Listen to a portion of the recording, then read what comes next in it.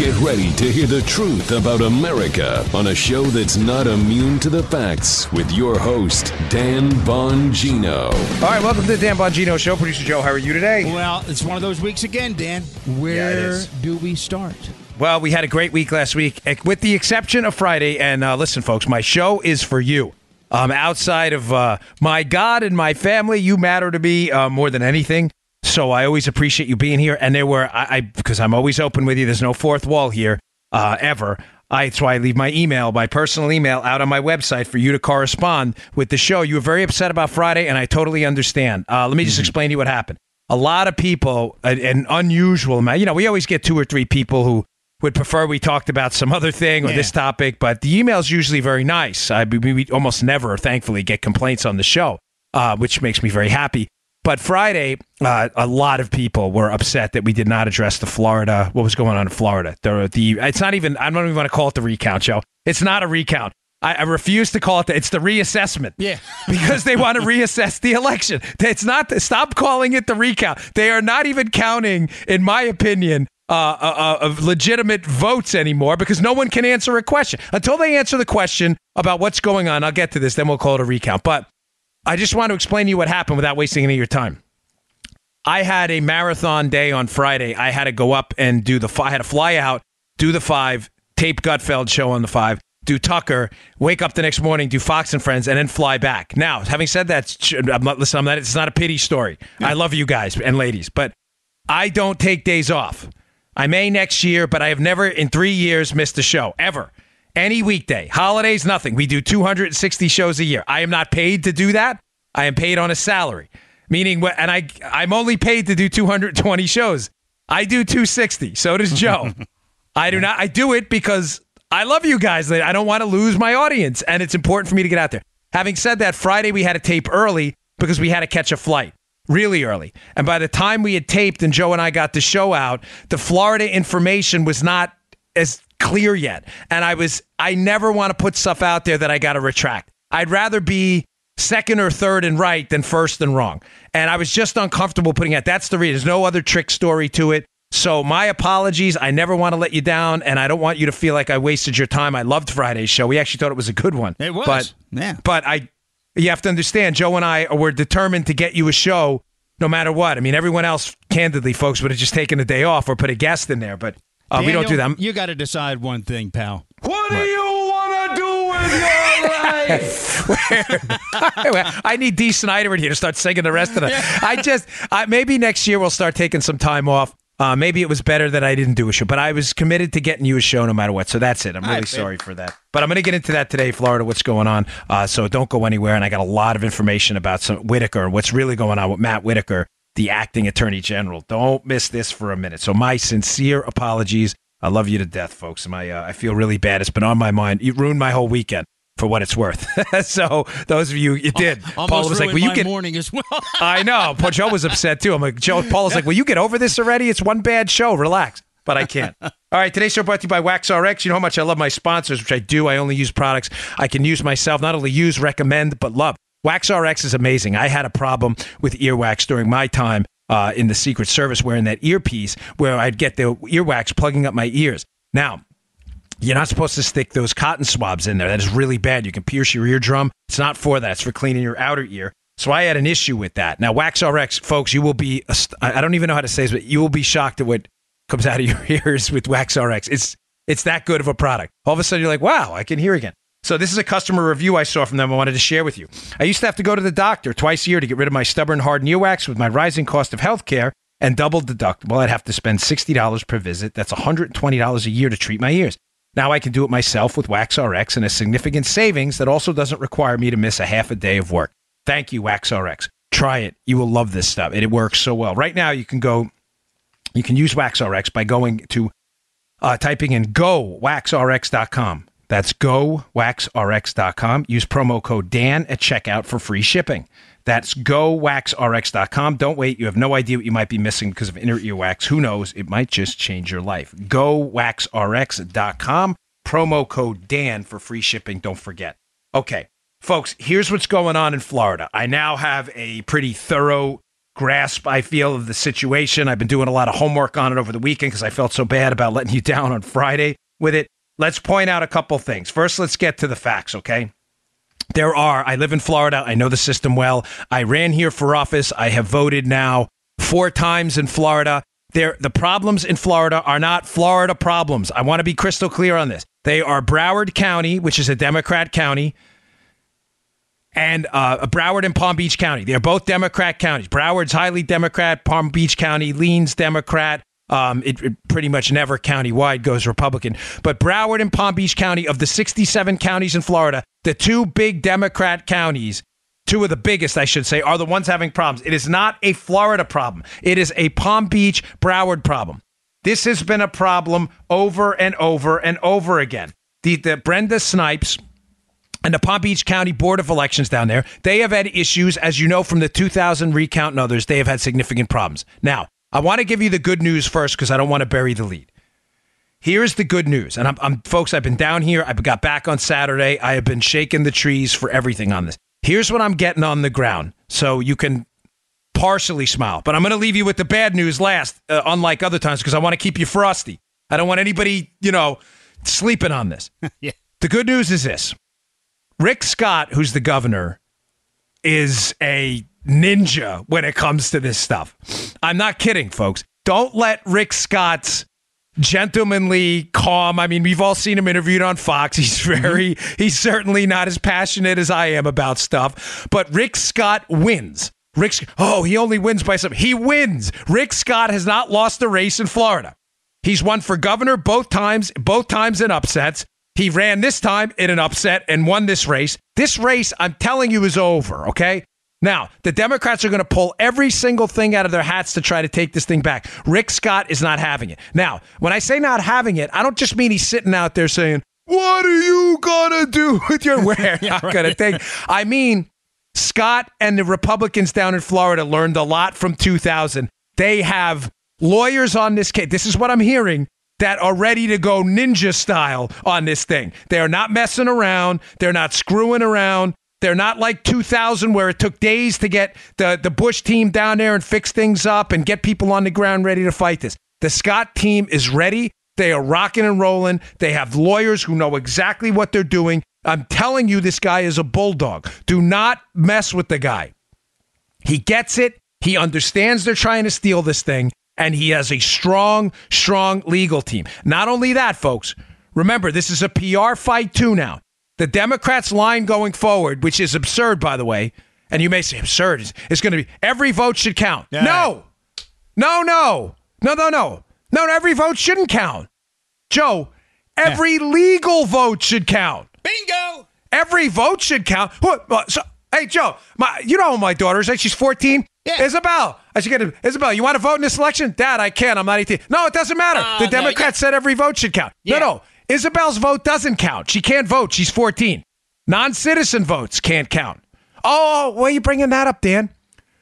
Oh, because if you read the court transcript on Luke Rosiak's Twitter feed, he did a great job, Luke Rosiak from the Daily Caller, there are attorneys for both Gillum, the gubernatorial candidate on the Dem side, and Nelson, the Senate candidate running against Scott, who actually made the case, ladies and gentlemen, in a court transcript. You can read it yourself, that a non-citizen votes should have been counted. You should read the transcript. Even the Board of Elections head in Palm Beach County, Butcher was like, no, we're going to disqualify this one. And the lawyers are like, we object. It was a non-citizen vote. That happened. Now, Mark Elias, who is the Democrat lawyer for this, the same lawyer who was paid by Perkins Coie and the Clinton team to hire Fusion GPS to gin up negative information on Trump. Crazy how this guy keeps appearing, right? Yep. He tried to clean this mess up. He said these were junior lawyers. So just to be clear, Joe, what we're talking about, because I don't want the audience, I want you to have all the facts here. So you're the audience ombudsman. Yes, sir. Lawyers claim that a non-citizen vote should count. That is absolutely against black and white. It's against the law. Cuckoo.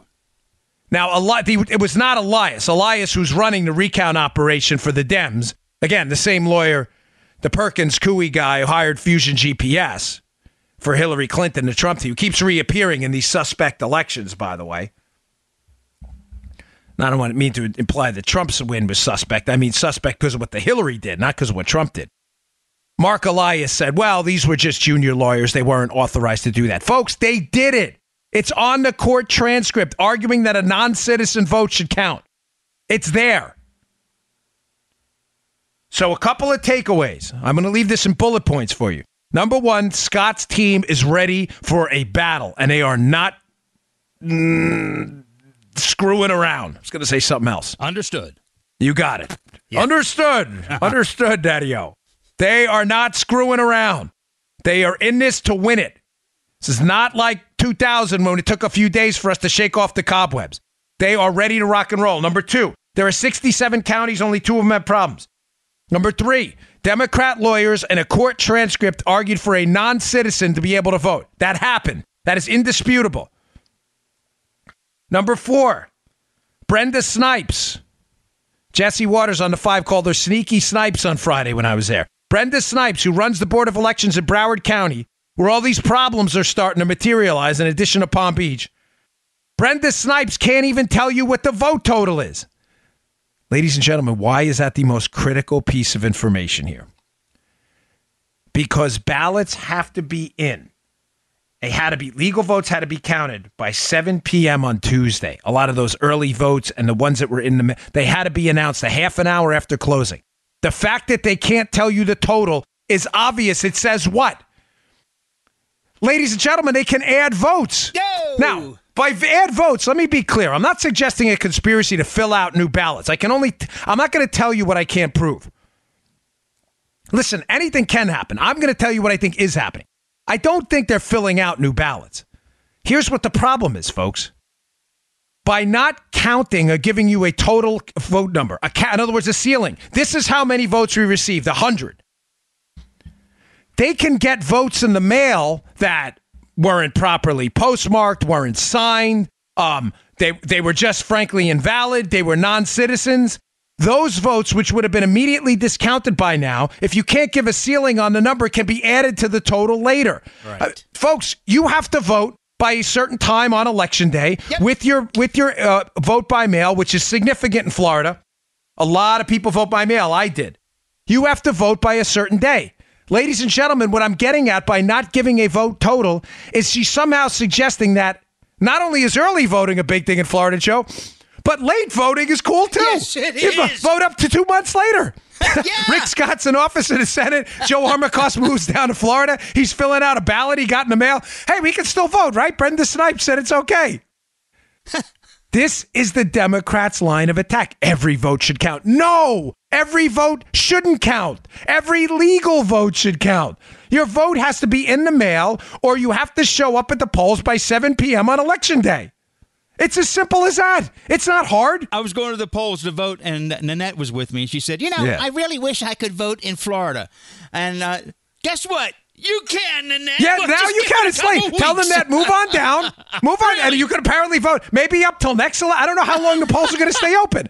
But you understand, obviously, Joe's kidding. He's not recommending it. It's a joke. But still, the humor in it is, every joke, right, that's funny, Joe, has an air of reality to it. You bet, yeah.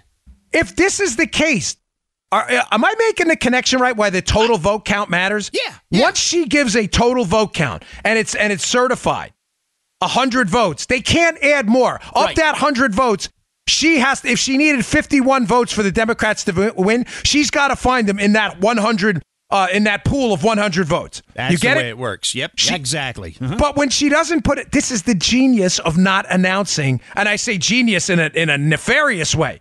But this is the genius of not announcing a total vote count. All of a sudden, here's a vote, there's a vote, here's a vote. It's like a Dr. Pepper song, right? We found a vote here, we found a vote there. Look, there were ballots in the closet. There were ballots in the car. There were ballots in the bathroom. Some guy goes in the bathroom. He needed a little Pepto. He's having a bad day. He goes, hey, look, there are ballots behind the bowl. There's ballots here. All of a sudden, it's like, how many ballots? There's 25 more. How many of them are Democrat? 15. Let's take those ballots. Yeah. This is the whole point of putting a hard cap on when you're supposed to vote, when you're supposed to vote, the timeline's up, and how many votes are outstanding. She doesn't want to do it. Now, You may say, okay, well, what's going on? How are we going to fix this, Dan? Okay, let me give you some more stuff I want to throw out there. And what this is, by the way, I'm going to tell you what this is really about. I haven't even gotten to that yet. This is not just about Scott and DeSantis. My opinion, those races are over. Scott's team is not going to take this lying down. I think DeSantis is ahead by a healthy enough margin that even calculating in if fraud were to occur, I think DeSantis is in a healthy enough lead. I'm not telling anybody not be anxious about it. Don't get me wrong. I'm just giving you an opinion. This is about something else, in my opinion, but I want to get to that in a second. I still got a couple more things on this. Couple more points here. Late Tuesday night, Scott's electoral win, which it was projected to be around 57,000 votes. That's election night. By Wednesday morning, wow, lead drops to 38,000. By Wednesday evening, it was about 30,000. By Thursday, it's about 21,000. By Thursday evening, it's about 15,000. Crazy how that happens. It's only the Republican whose vote count keeps going down, right? Yeah. Here's where it gets better, Joe. On election night, Broward County, where Brenda Snipes is in charge over there. On election night, she said, there are 634,000 votes cast. Notice how the total vote tally, she never sticks a hard ceiling on it. You may say she just did. Okay, she said 634 on election night. Oh, but that changed, Joe, at 1 a.m. on Thursday, where there were 695,700 on 2:30 p.m. Thursday. It was up to 707,000. By Thursday evening, it was 712,000. Where the hell are they finding these new votes? Oh, there's a truck in the back with votes. Where'd that come from? Again, I'm not suggesting people in the back of the truck filling out votes. But ladies and gentlemen, coming from the state of Maryland, where I was involved in an election with some suspicious activity in Frederick City, where people who claimed on their jury duty form they were not citizens somehow managed to vote.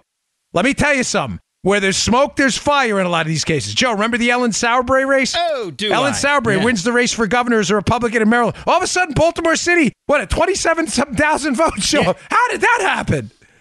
That's why you put a cap on it on election night. All votes shouldn't count. Legal votes should count. Bingo. Now, don't give Susan Booker a pass in Palm Beach County either. They're still finding votes as well. Palm Beach is a huge county down here. They haven't followed. Here's Florida law. It's just so you understand, too, because I didn't want to waste your time. And I did not have all this on Friday. So, again, forgive me. But here we go. Florida law requires that vote by mail and absentee ballots are accounted for within 30 minutes of polls closing. Palm Beach County failed to update the Department of State. They hadn't done it by by Wednesday morning at 10:19 a.m. This is a total violation of the law. Snipes has a history of this. Destroying ballots in 2016, allegations of Brenda Snipes doing that. By the way, some of the people, folks, who are upset with Brenda Snipes are not just Republicans. There's a Democrat, Tim Canovo, ran against Debbie Wasserman Schultz. I think he's an independent now, but he's not a Republican. He's been leading the charge on this. We have that video. I can't verify it. I'm just saying it's out there of Canovo with ballots being loaded into trucks. Now, to leave off this segment of action items, I'm going to, anybody can complain about it. You're getting a lot of that. Here's what has to happen, and here's what this is really about. First, here's what has to happen. The Secretary of State, Florida, has to come in and take this over in receivership. Matt Gaetz has been incredible on this. We have some sound. It's 4 minutes long. I'm not going to play the whole. I'm just going to play a little snippet of it. But Matt Gaetz, who is turned into a real bulldog, in a good way, congressman down here who's been leading the fight on behalf of DeSantis' team to get this election certified with the win that it was, not the theft that they're trying, right? He has been suggesting this, and he's right. The Secretary of State has to come in and take over here. Take over. Brenda Snipes should be removed. She's ignored. Ladies and gentlemen, the law means nothing. I've been thinking this weekend, I don't know what to do. If this race is stolen, Brenda Snipes has ignored court orders. She has ignored allowing people to come in there by law to view the process. She's just ignoring. I don't know how any other easy way to say it. She's just ignoring the law. The law required her to report by a certain time. Right. She didn't do it. Well, are we just going to let this happen? She needs to be removed. That's step one. Let's get the vote counted the right way now. Let's get it done. Let's get it done by Thursday. If after Thursday, I'm thinking about this all week, and they try to steal this election, I'm trying to think of an organized way so I can recommend to you some steps. And I'll be candid with you. I haven't been able to formulate. Protesting's not enough, folks. As people protest, it's not going to do anything. I'm sorry, but it's good to get out there. Don't get me wrong, but give me some time on this. I'm trying to think this through. What we can do in an organized way to get ourselves back to the rule of law and not allow this chaos to continue. But step one, the Secretary of State has got to move in. Snipes has got to be removed. Booker, too, if she can't figure it out. This is outrageous. They have no authority to grant extensions. There's no extensions. The vote in by Thursday, or that's it. Certified or you're out. Now, what's this really about, folks? This is about, sorry, I was just pulling up some, I took a lot of notes before the show because I was so upset about Friday. It's not about the governor's race, folks. It's not about the Senate race. They're not going to win that.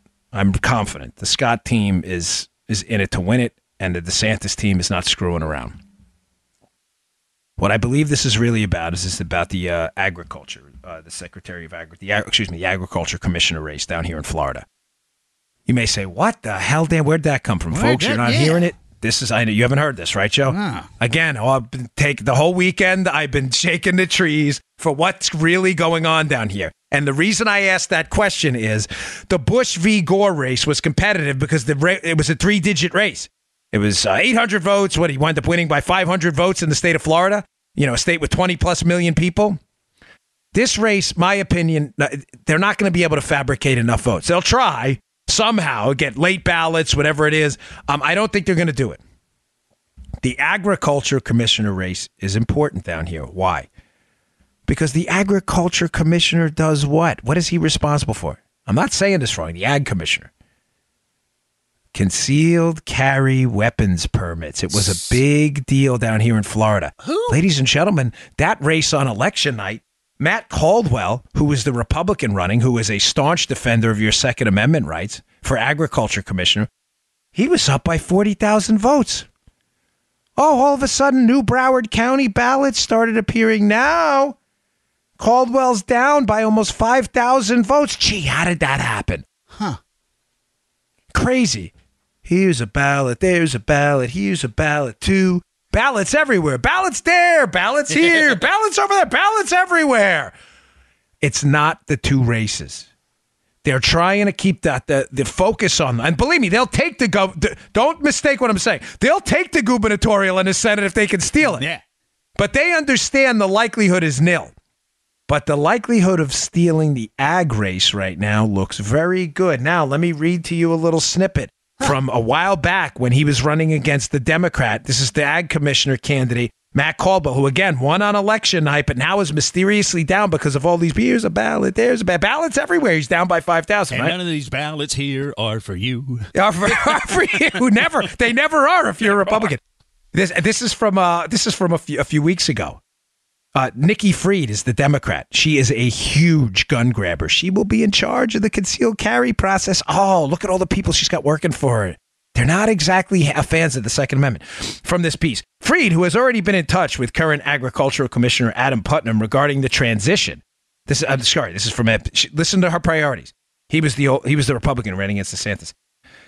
And he was the ag commissioner, said her first priorities align with her key campaign points. She will look at water quality, expanding medical marijuana, and conducting a thorough investigation of the background checks and the concealed weapons process. Wow. Now, when you go back and you look at her campaign stance, the NRA will not be in charge of it. The NRA is not in charge of anything. I don't know what they're talking about. The NRA, I work at NRA TV. It's not a mystery. I don't work for the NRA. I work for a production company that produces the show for it. I do not work for the NRA. I can't say that enough.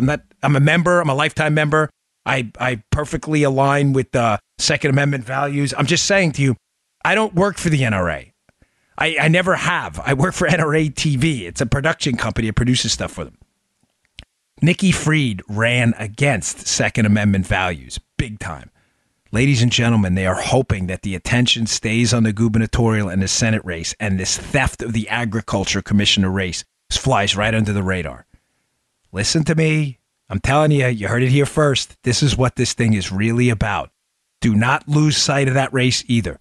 Because if they figure out they can do this in Florida, they can do it anywhere.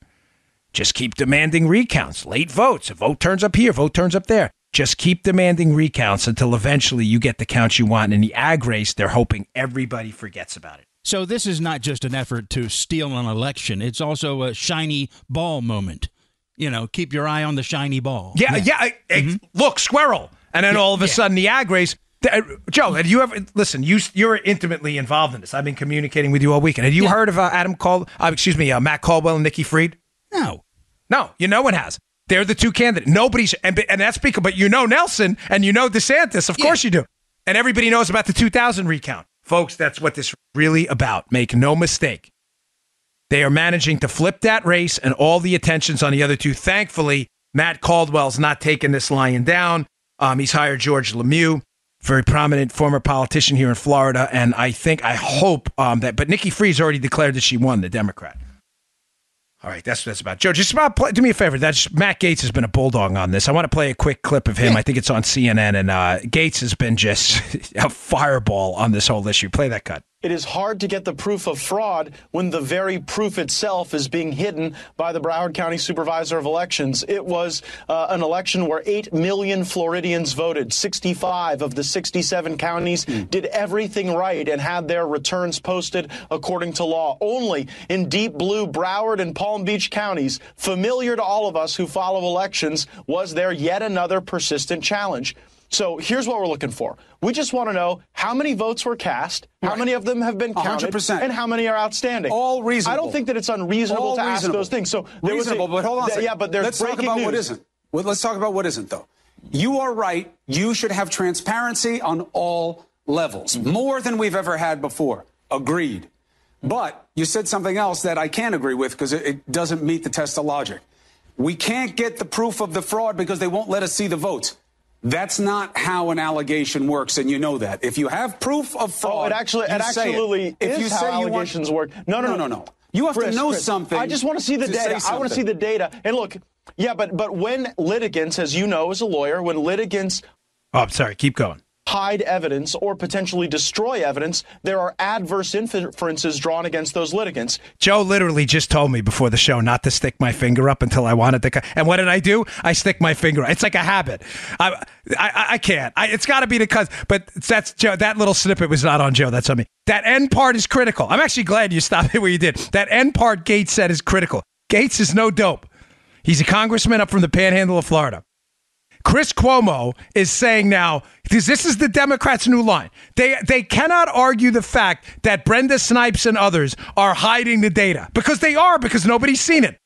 It's like, we're playing hide and seek with your daughter. Where's your daughter? Is she hiding? No, she's not hiding. Then where is she? I don't know. Well, either she's hiding or you lost her because you don't know where she is. Either the data's there or it's not. So Chris Cuomo understands he has no argument on that front. So what does he do? Because he's a Democrat activist pretending to be a CNN anchor, what does he do? He has to resort to, well, do you have proof of fraud? And Gaetz says, listen, they're hiding the data. That is alone proof of, at a minimum, malfeasance, which indicates that they could be committing some kind of an election fraud on us. And Cuomo doesn't know how to respond. All he responds back is, well, do you have proof? And Gaetz makes a great point. That's why I wrapped it up with that when you're a litigant, when you're in a criminal trial, and one of the sides refuses to turn over against a court order key evidence, ladies and gentlemen, of course that's going to be used as evidence that there's something wrong. Do you get that? You understand? I'm trying Joe for a bank robbery as a local prosecutor, and Joe's attorney refuses to turn over Joe's DNA, despite the court order. There was DNA found at the scene. Do you think the attorney's not going to use that as evidence in trial, that Joe is hiding his DNA for a reason? Gaetz is right. Cuomo's wrong.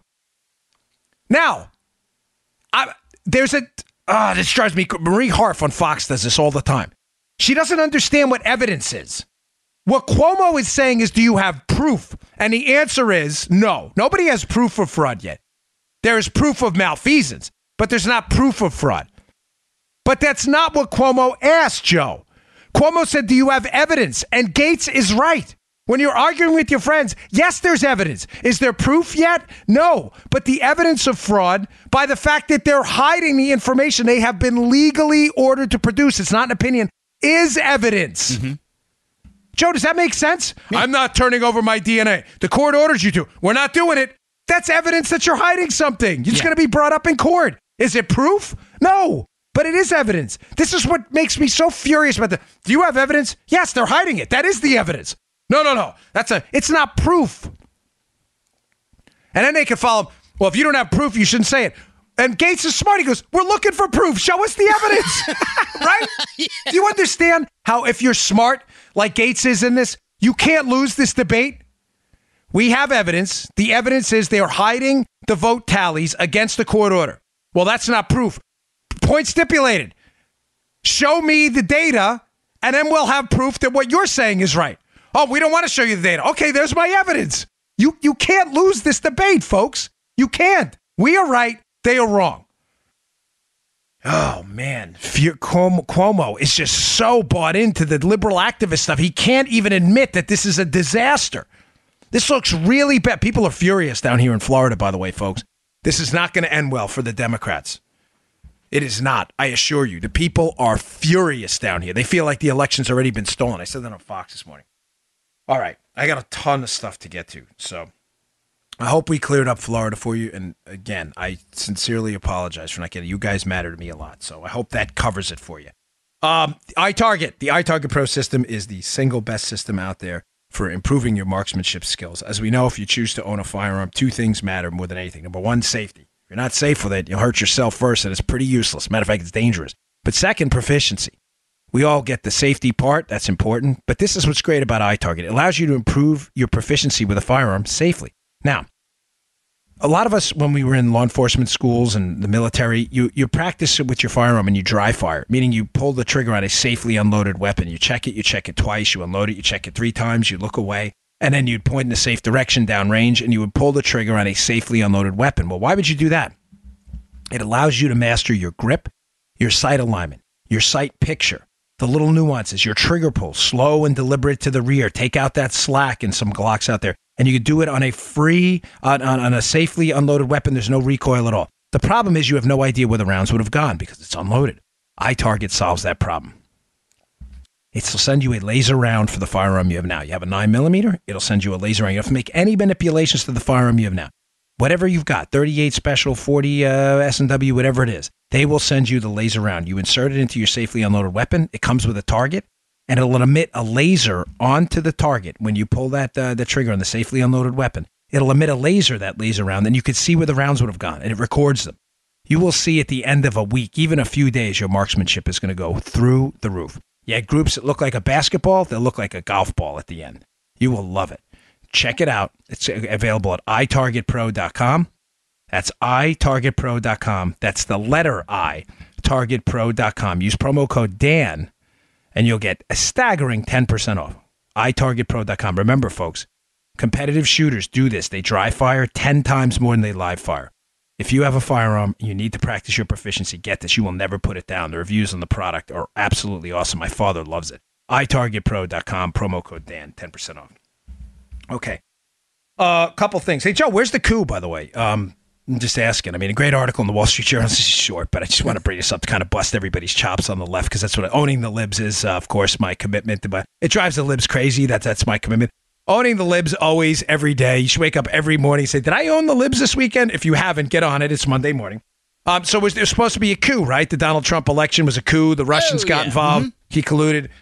It's interesting that if Donald Trump, if it was a coup involved to take over the government, it's fascinating the Democrats took back the House and he let it happen. Isn't it amazing? Where were the Russians on this one? Yes, it is amazing. Folks, I'm just asking. I'm just throwing that out there. There was this devious coup to take over the government in conjunction with the Russians. Of course, that's all nonsense made up by a bunch of basement-dwelling, s'mores-eating losers in their basement, waiting for their dinner from mommy who are like 30 years old, don't have jobs, and probably work for Media Matters. But there was no coup. Where are the riots in the streets right now with the Republicans and conservatives all upset? Well, the answer is none, because there was no coup. The election in 2016 for president was legitimate. Donald Trump won legitimately. The Democrats took back the House.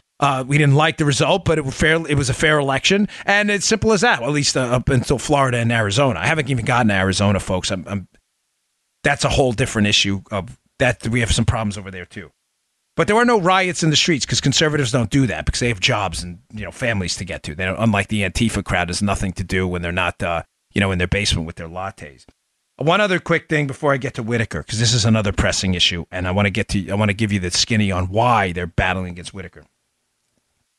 Folks, do not downplay this Clinton 2020 talk. I was on Fox and Friends this morning, and this came up that a prominent pollster, Mark Penn, who is very well connected in the Democrat sphere and space, is throwing out there in a Wall Street op-ed today that Hillary Clinton's going to run again. And he calls it Hillary 4.0, how she's going to now run as a far-left firebrand, like an Elizabeth Warren kind of candidate. Far-left, big-time liberal, open borders, all that stuff.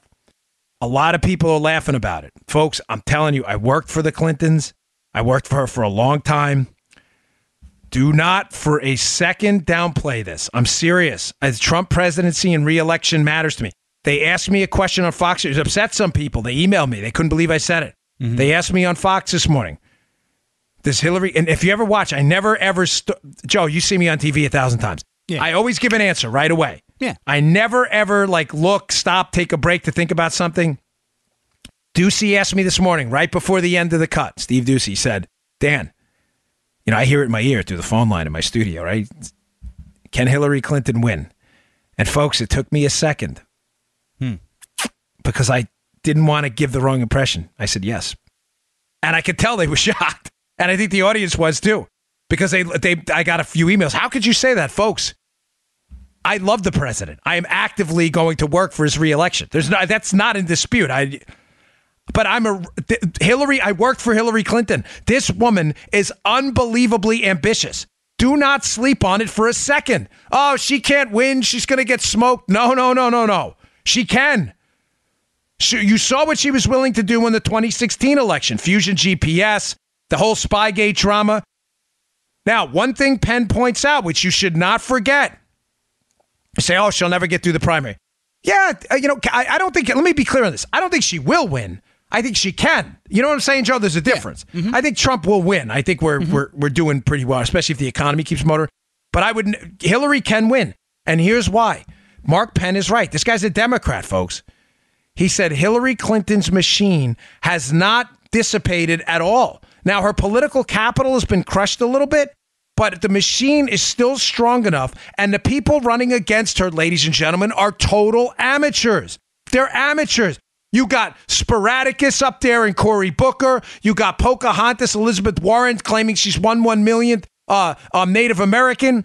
You got Amy Klobuchar, who nobody knows. Seems like a nice enough lady, but nobody knows her. You got Bernie Sanders, who the vote's going to be split amongst him and liberal Elizabeth Warren, amongst the liberal intelligentsia. Folks, they're amateurs. Who's going to run? Ocasio-Cortez? Mark Penn makes a great point. Hillary Clinton is very comfortable wiping the slate of amateurs. Keep in mind now, folks, a lot of these races are plurality races in primaries. They're not majorities in a lot of these primaries. Meaning what? Meaning Hillary's she can win with 25% if there are 20 candidates in there. Right. Kamala Harris, who, again, during the Kavanaugh hearings, they showed a complete out-of-touch insensitivity to how bad this was going for them. They thought they were winning. Kavanaugh, frankly, got people elected in the Senate. The Democrats didn't see it coming. It's because they're amateurs. Hillary will clean the deck with them. Now, there's always a chance she'll implode, but I'm just saying, don't go to sleep on this one. Please. Joe, if you remember correctly, in 2016, the same thing happened with Trump. The Democrats, right? Trump, he's an idiot. He's not going to win. Look who wins. Projected winner, Donald Trump. Don't do it. Don't make the mistake. You're not going to get that on this show. Anybody can come out and Hillary's an idiot. It's so stupid. 2020 joke. It's not a joke. All right. Folks, this is serious. She has a machine of people who are her favors going back decades. They are not screwing around. The Clintons do not mess around. They have shown themselves very formidable. Remember when Bill Clinton and he had the Arkansas governor, he lost and he comes back? What did Bill Clinton, what did they call him? The comeback kid. Mm-hmm. That was his name. I'm not kissing the guy's butt. I can't stand their politics. They're dirty. I wrote a whole book against them, the Spygate book. I'm just saying, I don't want us to making the same mistake. All right, enough on that. Moving on. Hey, there's a really good article the conservative treehouse guys put together. It's a fascinating theory. I had considered not in this light, though. It put a new angle on it. Matt Whitaker, who is the appointed attorney general, the acting attorney general right now. By the way, it is a constitutional appointment. Let me just read something to you because your liberal friends don't know what they're talking about. There's a Federal Vacancies Reform Act put out in 1998. And this is from Ken Klukowski's piece in Breitbart. This is all up in the show notes today. It provides several routes for someone to fulfill the duties of important positions while the nomination and confirmation process for a new attorney general plays out. It's 5 U.S.C. 3345. Portion A2, Joe, allows the president to name a person who has served in that department for at least 90 days at a pay level of GS-15 or higher, essentially a top-level career civil servant or non-Senate political appointee to serve as the acting officer. The appointment's fine legally. This is all bluster. Now, right. So he has served for 90 days, Whitaker, and he has served at a level of GS-15 or higher.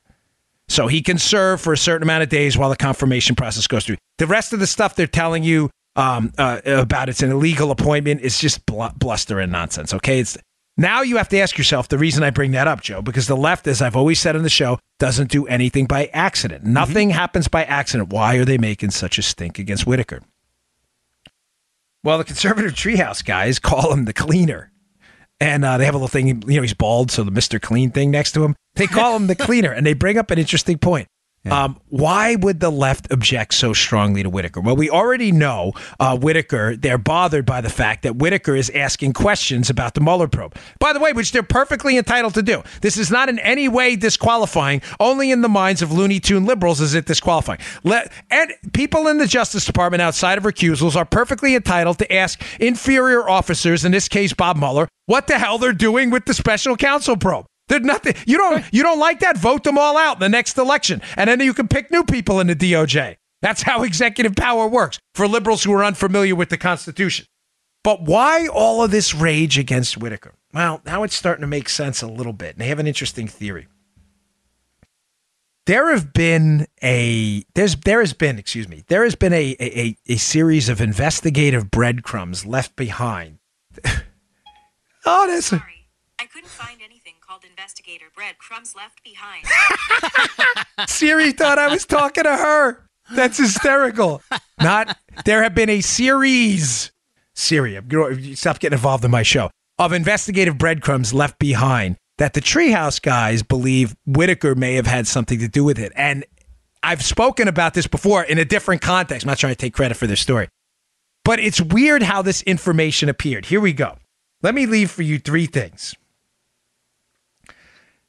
The release of the Mark Warner, who was the vice chair of the Senate Intel Committee, the release of the text between him and Waldman. I'll tie this together in a second. Just keep these three data points in mind. These pieces of information were released with very little explanation and no background, and there's been people that had a tough time tying together why.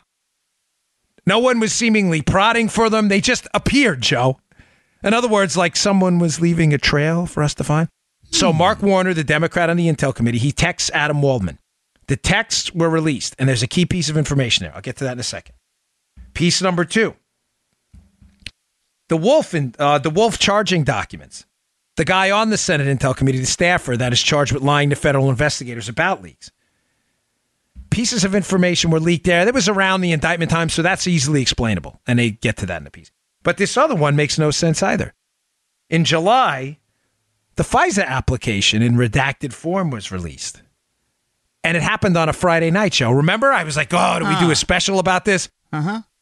So you have the FISA. Let's go over the dates here. In March, you have the Mark Warner, Democrat senator on the Intel Committee, text released.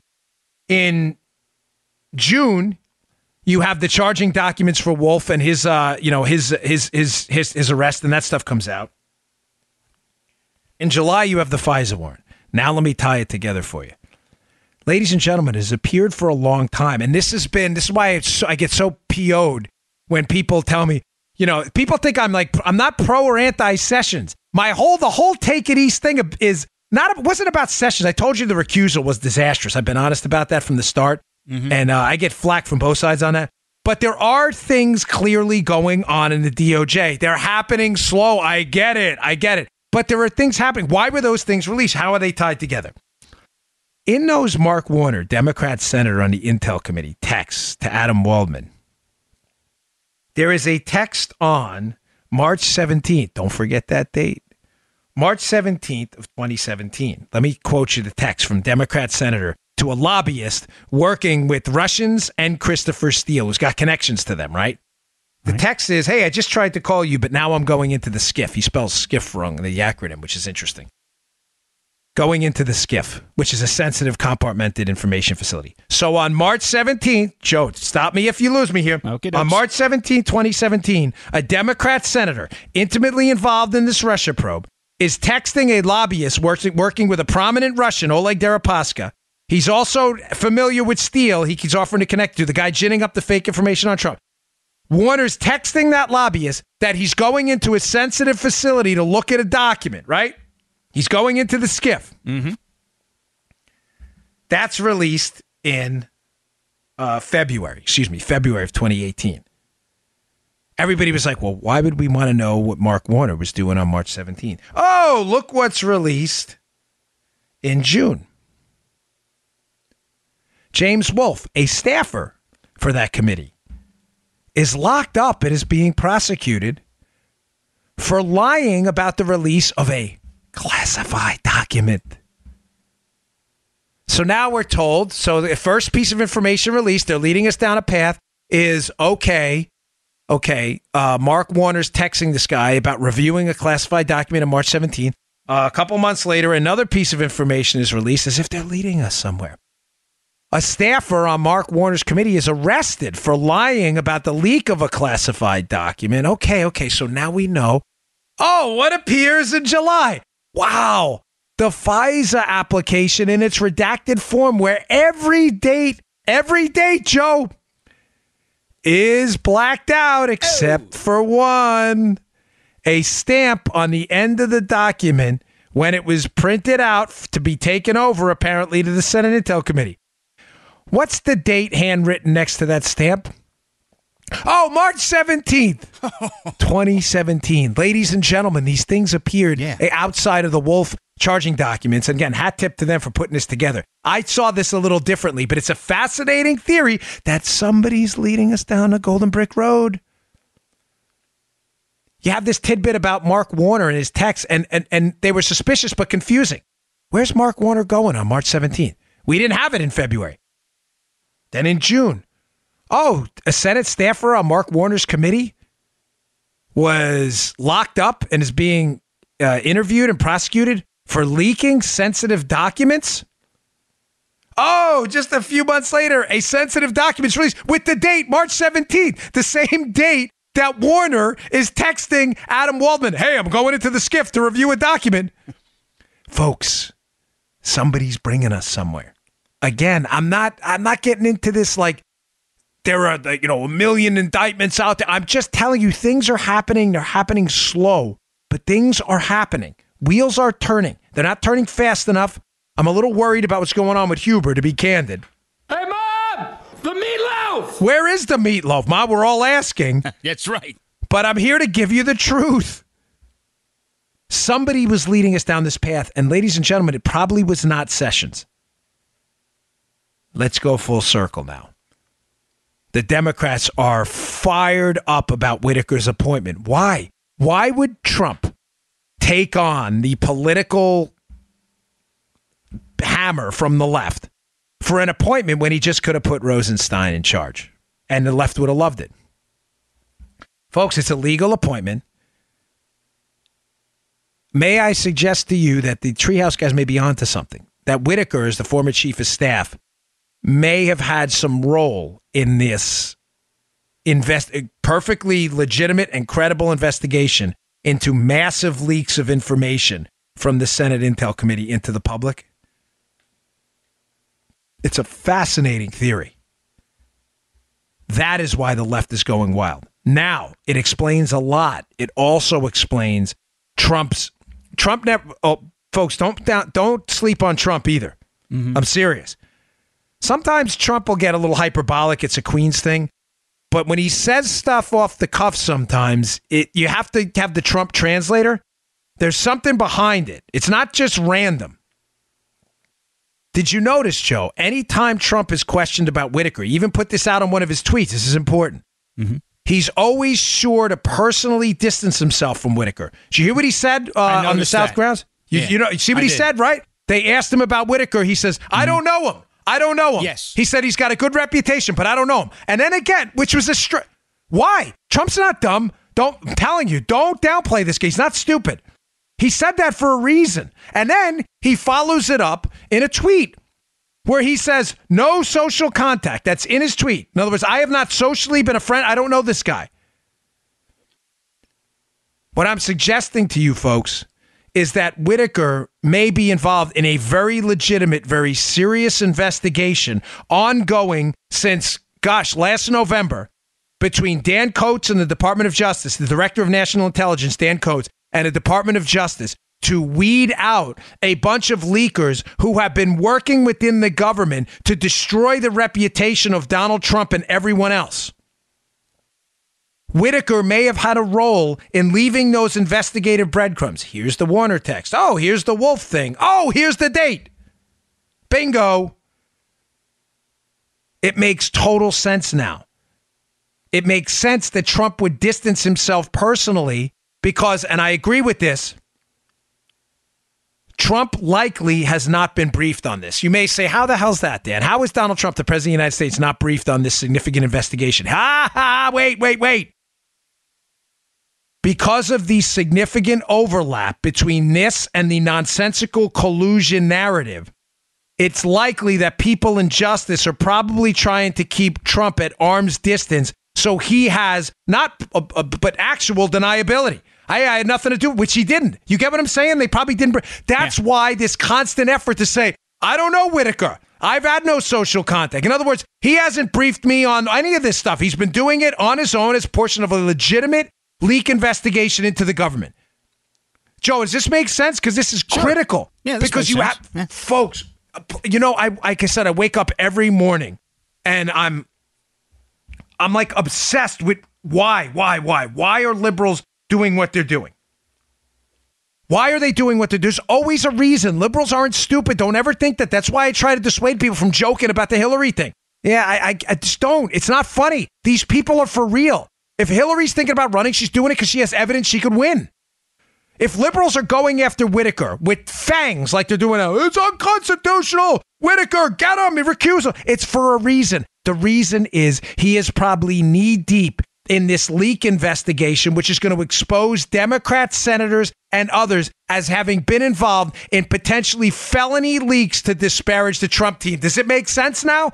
Did I tie that up? I'm sorry I had to take that slow, but you have to understand that. Yeah. Whitaker has been leading us down the golden brick road to an actual Wizard of Oz, not the fake one. And the Wizard of Oz is there are potentially Democrat elected politicians and liberal bureaucrats who are knee deep in a felony criminal leak scandal that Whitaker knows about. That's why they're losing their minds. Think about all those appearances of all those pieces of information. They appear seemingly randomly.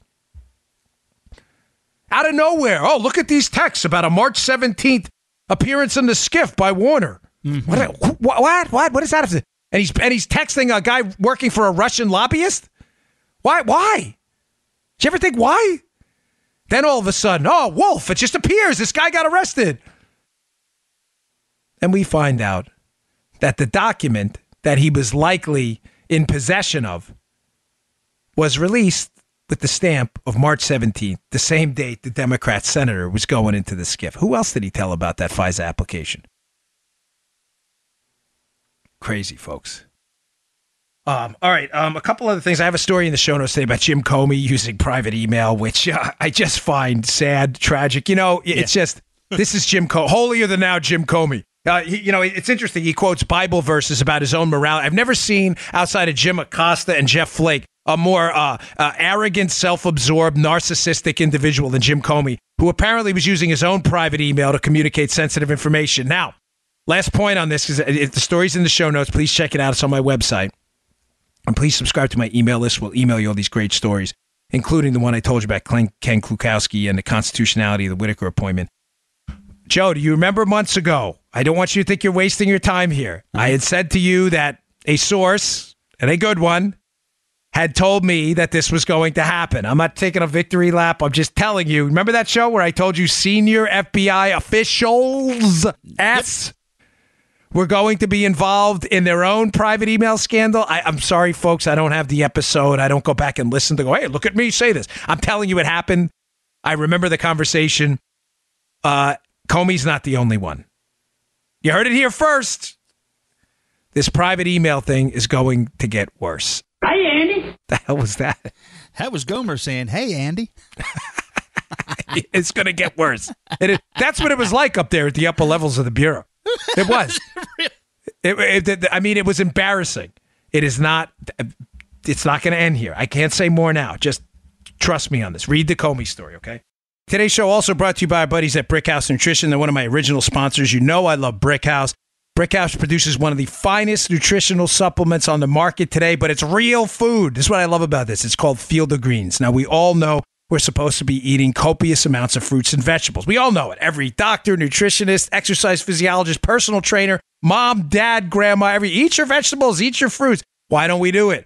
Because they're hard to prepare. It's a pain. They go bad if you don't eat them in time. You got to go shopping. I get it. Field of Greens, though, is real food. Ground up, wholesome, fresh fruits and vegetables into this great tasting powder. It's real food. It's not extract. This is not some second-rate garbage. This is high-end stuff. This is the micronutrients, the macronutrients, the life-enhancing compounds in fruits and vegetables, all ground up into a fine-tasting powder. You take 2 scoops a day. I take 1 in the morning, 1 in the evening. Put it in juice, put it in green tea, put it in tomato juice, put it in water, add it to your protein shakes. You will get all the benefits of life-enhancing fruits and vegetables in this terrific tasting formulation, Field of Greens. I love it. I give it to my kids, my wife. We all take it. My mother-in-law tells me it makes me look younger. I don't know. I'm just telling you it makes me feel better when I take it. I'd be lost without it. Go to brickhousenutrition.com/Dan. That's brickhousenutrition.com/Dan. Pick up your jar of Field of Greens today. That's brickhousenutrition.com/Dan. Pick up a jar of Field of Greens. You will not regret it. It's the best nutritional supplement on the market. Thanks a lot. For all those people in California, man, God bless you. I had a house burned down in Wantagh, Long Island. I lived with my aunt. It is the most horrifying experience of your life. I know the Democrats object to saying we'll pray for you. I frankly don't give a damn what they say about that. I will be praying for you because the power of prayer matters. It's not going to fix or rebuild your house, but hopefully you can have the strength. My house burned down. Actually, I live with my aunt. But everything I had burned with it. And I just want you to understand from someone who's been through this, I didn't even own much back then. I was about, 19 or 20 when it happened. But you don't even know what you lost yet because the scar of it goes on for a very long time. It was about a year later, I remember saying to myself, hey, I need that. What was it? I needed a locket that someone had given me, and there was like a little picture in there. And I'm like, oh, damn, that burned too. And then a couple of years later, I needed a birth certificate for something. I'm like, oh, I never got that burned. Ladies and gentlemen, when you lose everything, it doesn't all register in your head overnight. You lose everything. And I'm not talking about just the material stuff. Stuff can be bought and purchased again. Memories can't. I have no photos of my childhood. I have to get them from my father and my mother. They're all burned. Everything. I had letters people had written to me, all gone. And you know what? When you want to go back and read and relive those moments and those Polaroids, they were all gone. Every one of them. Memories I had from when I was a kid, all gone, folks. I walked out of there with a pair of Doc Marten boots and jeans. So please pray for them. It matters. I was devastated by it. And I only say it because I was in a diner this weekend. I go to this diner in Palm City a lot, and I enjoy it. And it's a great place. I take my family there. And I was going to wash my hands. I'd had an egg sandwich. It got a, yolk all over my hands.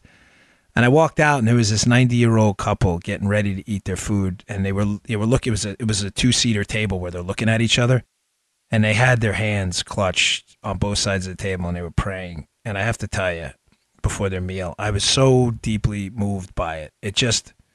This is such a wonderful, amazing country. And if we could all collectively say a prayer for the people in California, they've lost everything. And I have someone who's been through it. You don't even, it's just horrible. It is a scar that keeps on opening. You don't even know what you lost until one day you go, where are my kids' baby shoes? Gone too.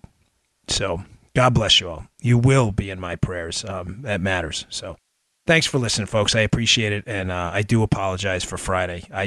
Maybe sometimes I should just take a day off. I just wanted to get you a good product. You mean the world to me. You always have. And reading negative emails hurts. I don't have a thick skin. I'd be lying if I said otherwise. That's not what I do. I'll see you all tomorrow. Thanks again, folks. Take care. You just heard The Dan Bongino Show. Get more of Dan online anytime at conservativereview.com. You can also get Dan's podcasts on iTunes or SoundCloud. And follow Dan on Twitter 24/7 at DBongino.